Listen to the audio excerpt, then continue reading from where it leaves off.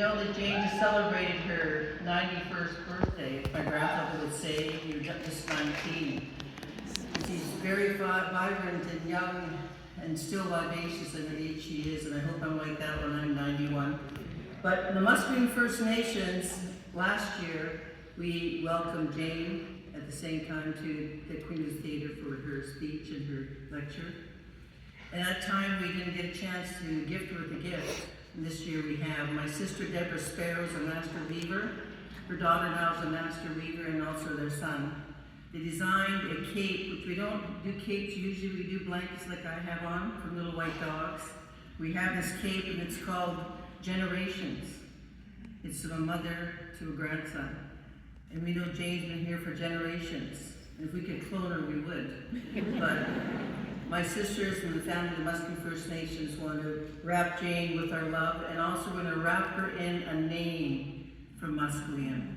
Her name is going to be Tet, which means mother in our language. She's now the mother of this world and of this planet from the Musqueam First Nations. So Jane.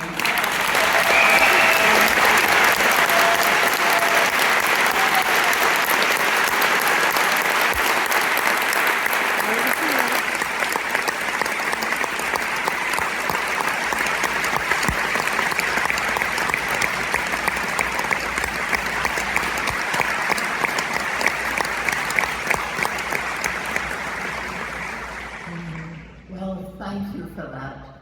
And as I'm always cold, it's the most wonderful gift. So, first of all, thank you for a wonderful welcome. And it's sometimes even now, I think, how did this all happen?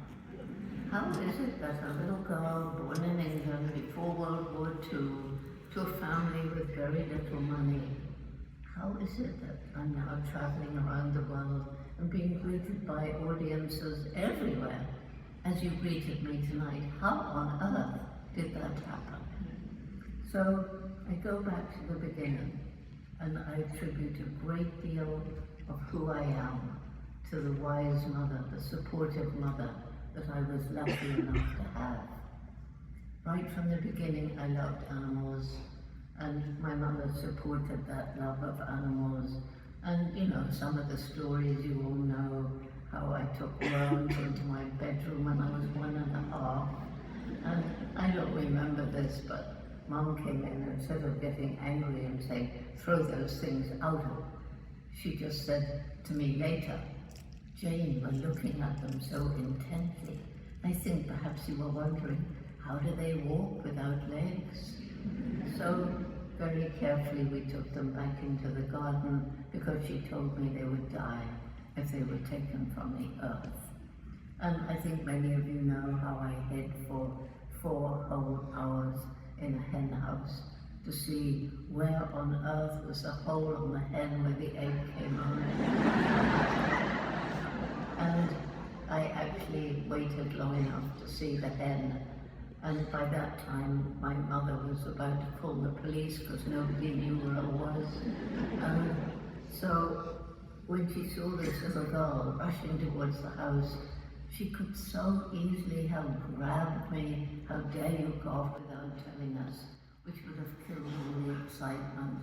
And I love that story because that was the making of a little scientist, asking questions, not getting the right answer, deciding to find out for myself, and patience, learning patience. It was all there in that little girl, and a different kind of mother might have crushed that early scientific curiosity. I might not be here. I might not have done what I've done.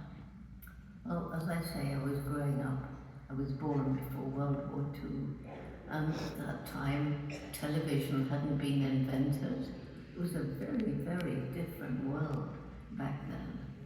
And as I say, I was born loving animals, and I learned about them in 2 ways. One, being out, we had a big garden, it was my grandmother's garden, and I used to spend hours watching the squirrels and the birds and the insects. And then I learn from books. I love books. And as I say, we didn't have very much money, but my sister and I used to get just a few pennies of pocket money every week, and I saved mine up, and I saved mine up. And I found a little second-hand bookshop, and I was 10 years old, towards the end of the war, and there was this little cheap second-hand small edition of a book, Tarzan of the Apes. And I hadn't seen a television of Tarzan, there was no Johnny Weissmuller's films. My Tarzan was the Tarzan of my imagination as I read this book. And of course, little girls at 10 can be very romantic. And I felt passionately in love with this Lord of the Jungle. And what did Tarzan